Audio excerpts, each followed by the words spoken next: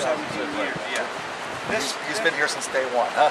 The treatment plant removes 17 parts of iron, which is about the same thing you have in your wells. I just do it a little bit differently on a much larger scale. As I mentioned before, this plant will do 2 million gallons a day. Got a 1 million gallon storage tank. This plant is on the same system as the South Bethlehem plant, which also does 2 million gallon and with a 500,000 gallon storage. So we have redundancy. When we go in, if I get asked you just don't touch anything, it's going to be loud in some places. I'm going to try and keep it tightened up so that you can hear what I'm saying. Our first stop will be in the electrical room here, and I'll show you the computer how it operates. That's free. Any questions? I'm sorry? I don't know that.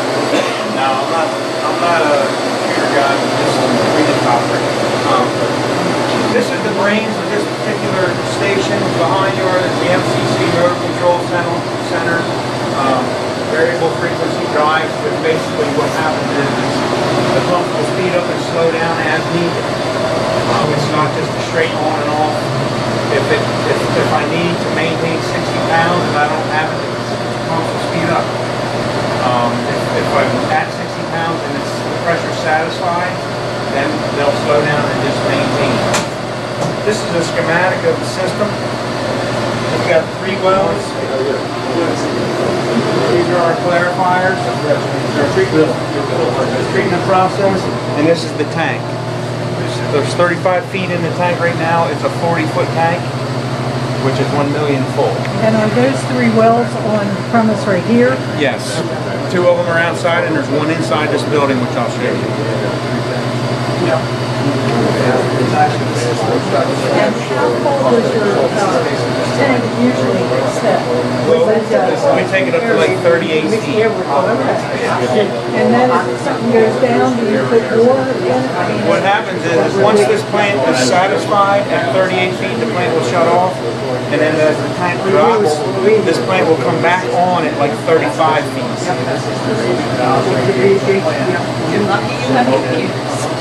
Yeah. That works. Well, it used to, I'll say back in the day before computers, it was all done on pressure switches. Just like a well pump.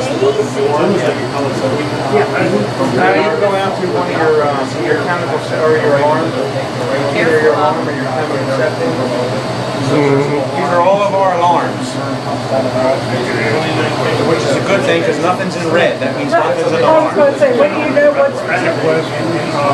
You obviously don't use all 3 wells at the same time. Correct. So are you rotating? Or when you rotate them, yes. And how deep are the wells? I believe these wells are like 230, 240 feet.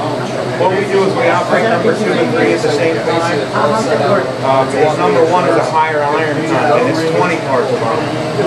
So I really don't use number 1 unless I have to because I produce more iron side. So they've all got iron. Same level. He said the same level of Parts from 17. I've got between 17 and 20 parts per million of iron. All right, so if you follow me.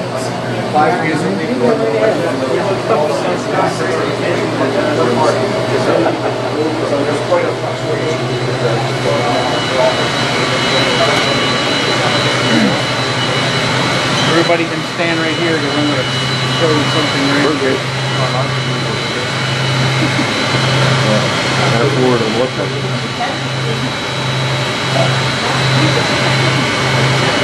Okay, so over at your plant, you remove iron by ion exchange, which is a different process that we do. When your filters backwash, that waste, I believe, goes down the drain. Sure. What we do with the waste is we make it into iron cake. This is actually iron that we put in a filter press. We squeeze all the water out of it, and it makes this cake. So this is the raw water, 17 parts of iron, and this is the treated water. If you look at them, you really can't tell the difference between the two. However, we go from this, we take that out, and we make this.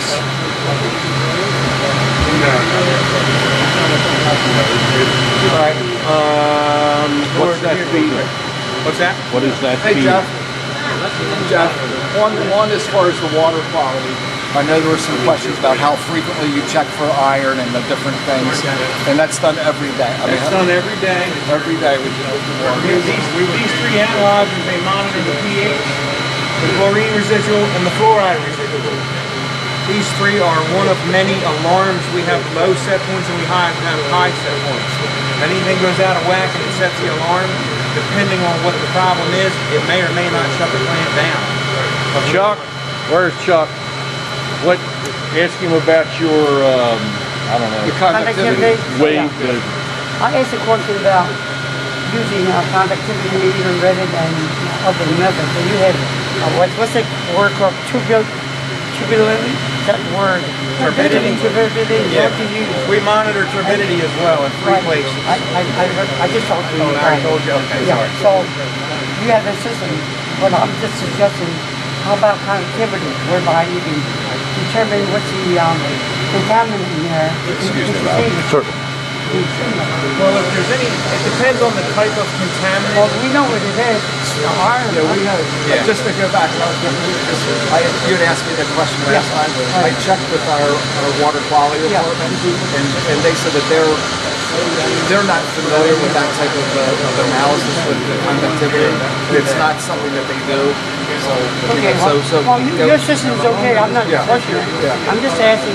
No, I understand. All you need is 2 electrodes, power supply, and you got it. Right? It's not something that we do in the plant. Okay, that's all I need. Yeah. So the real factor for us is the turbidity and Shallow ND. and if there's any changes to the plants. I believe it's like 230 or something. Your reading is higher than what we thought. Your turbidity Can I touch this? You can touch it, but you might get a little iron stain on you. It feels like almost like rubber. So I don't know why you picked a high one. Sorry? Your reading is 0.6 untreated water, 17 parts per for iron, million. the depth of all, And then 0.3 parts per million. Where did you see 0.6? You guys, you told me. Well, that's because the filter just started up. What'll happen is when it starts up, there's a period of time Yeah. before the filter we call it gets conditioned and removes all that. Yeah. A lot of that 0.6 that you're seeing is residual that's left in the pipe after the plant shuts down. What's the actual reading going out there? In a few minutes, you'll see. Well, this morning was a 0.10. Okay? Yeah. And that's what it is typically when it leaves the plant. There are days when it's below that. It's at 05, 06. We're removing almost 100% of 17 parts. How do you remove your residue, the iron? We'll show you that in the process. Okay, so real quick, we're going to walk over here.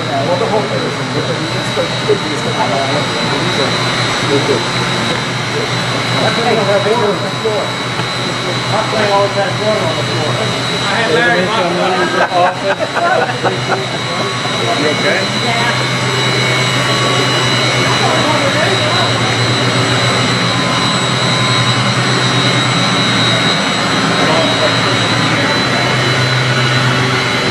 Watch this. Don't touch that. That's slime.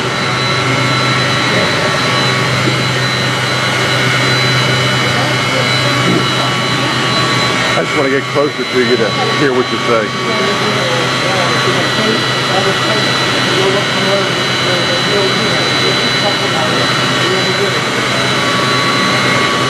All right, it might be a little hard to hear. The raw water comes in, there's a well right there. That's one well, and there's two outside. Raw water is color-coded in green.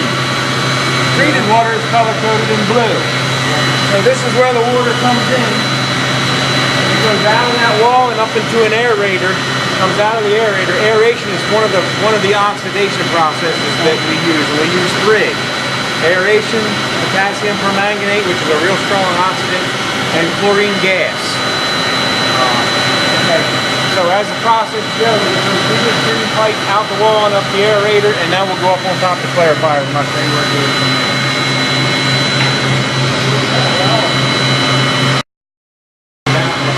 And it'll shut the plant down.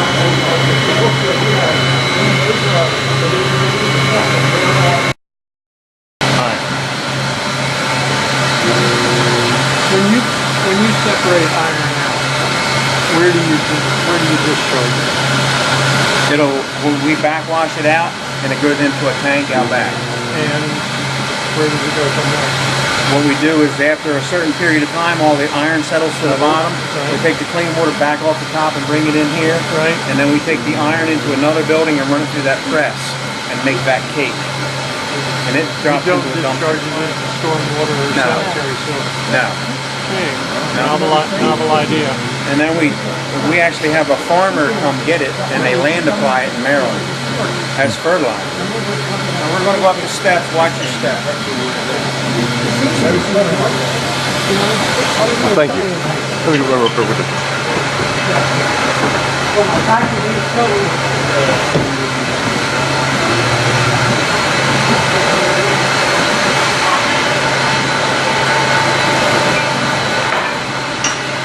Oh, okay. Everybody can just kind of filter down to where those pipes are coming up. I still want to be able to hear him. Is that where you get air? That's where the water comes in from outside. You get air to it, right? Aerator in the aerator outside. Outside, that's it. Right. So everybody can kind of scoop down. You have a compressor that's generating air, is that what you do? Now, That's it. the well pumps push it up into the top of the aerator and it cascades down across the media. How do you get the air? There's a blower on the top and it sucks the air inside and mixes it with the water. You do have a blow.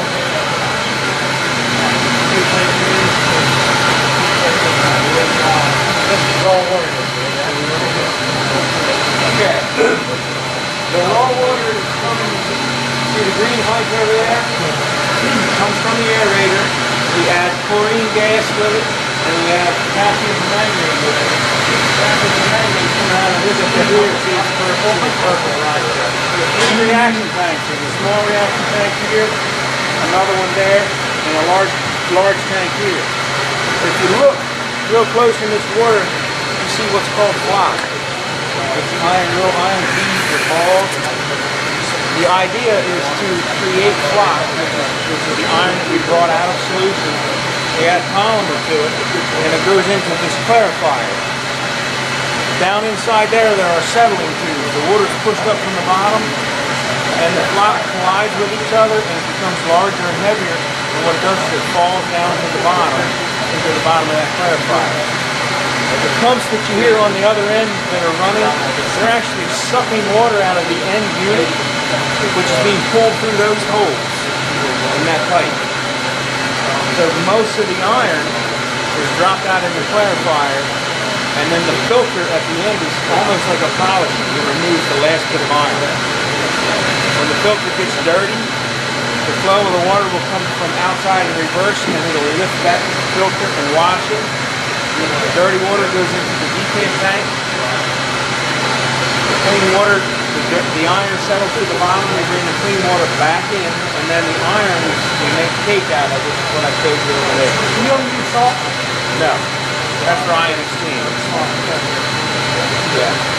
My process here is different than your process. I see that.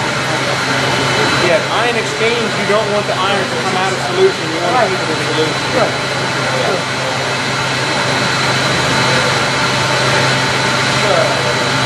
Then what we do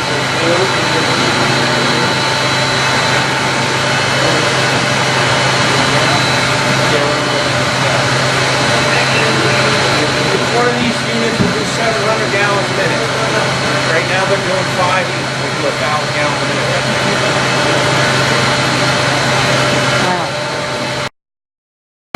That backwash water comes from the tank. Right now we're filling the tank. When we want to backwash, the flow reverses and comes back to the tank. It comes up through this control valve. Goes around again and it goes to the bottom of the filter. And then lifts the media and scours it. All that dirty water overflows the weirs and goes up to the sump. So we reclaim all the water we use. You once had a problem a while back where water was coming out up there. What was that cause problem?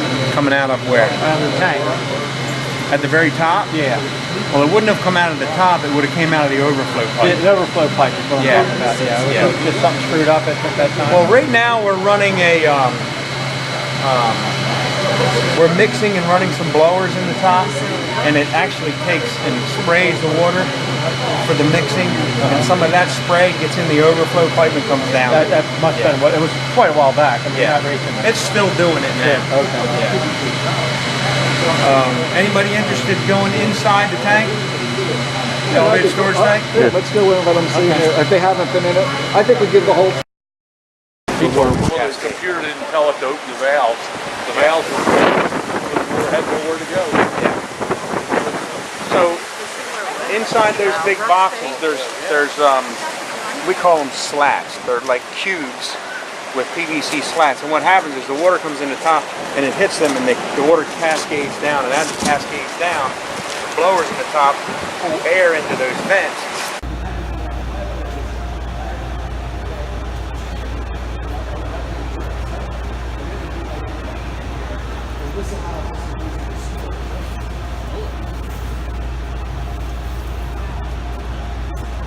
It looks like it's gonna blow, Sharon. Start running. Oh.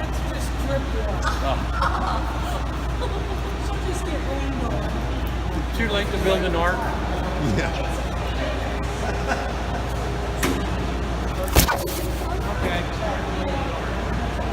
This is a condensation card. In the summertime, when the tank sweats, it would be raining in here.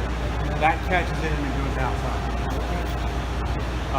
That pipe that you see there is the fill. The water goes in that side and it comes back out of this pipe. Inside that room are some control valves and pressure switches and a lot of other things as part of a elevated storage tank. Do you require then to have somebody on premise all the time, or do you remotely monitor it all? We monitor 24/7 all of our plants. And you just get the phone call if something's out of whack? Depends on the operator that's on call. There's somebody on call every day. 24/7. 24/7. Yeah.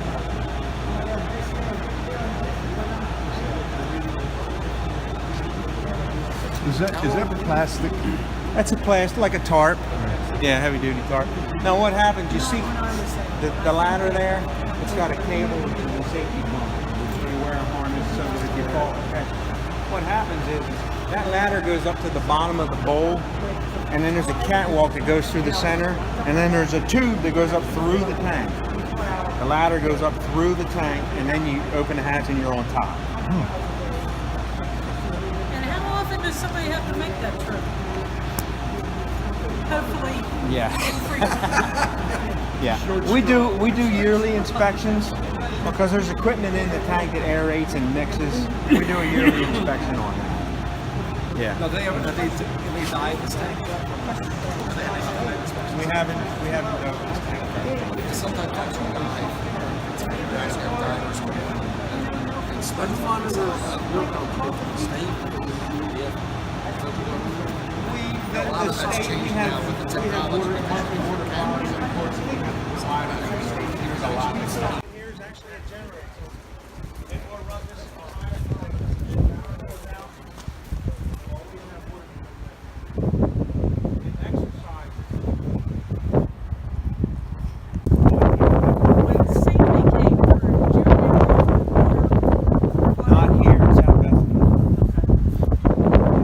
In South Bethany, I think I had like a foot of water in the plant. Nothing here.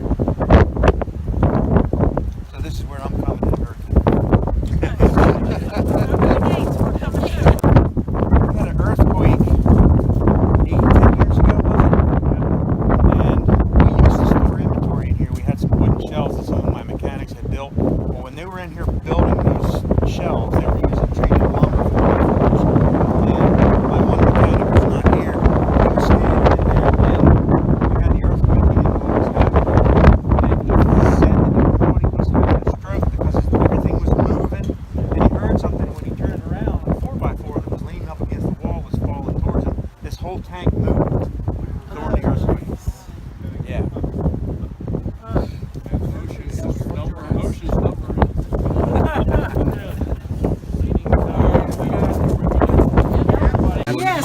George Phillips.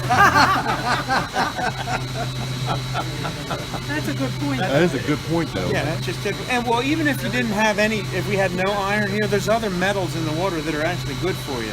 Those metals also precipitate out, just like in your hot water heater. That's why you should drain your hot water heater every 6 months, because the metals come out, the heat will oxidize, the metals come out and drain to the bottom of the tank. And if you don't get them out, then your tank will rot or rust. I use tankless, but that's good. Tankless is the way to go. Yeah. Hydrate for 9. No, mine's a Bosch, but it works fine. Bosch is a good brand. The only thing you have to watch with them is if your pH is real low. They sell a kit that you can buy every, I think once a year. You mix a solution of water and like lime away or some kind of rust removal and pump it through, and it helps clean the coils. Right. So that low pH, which is acidic, won't eat the coils out. I had a failure after 13 years. Yeah. And they said to check the screen every now and then. Well, I pulled the unit out after 13 years and did it myself. The screen was perfect. Yeah. There's no particles of anything. Yeah. The RPH right now is about neutral, 7.14. 7 is neutral. What is it coming out of the ground? 6.5? Yeah. But this area predominantly has the iron, right? More so than say up in the mountains, up western Maryland. Yeah, there are. I got it in my house. There's.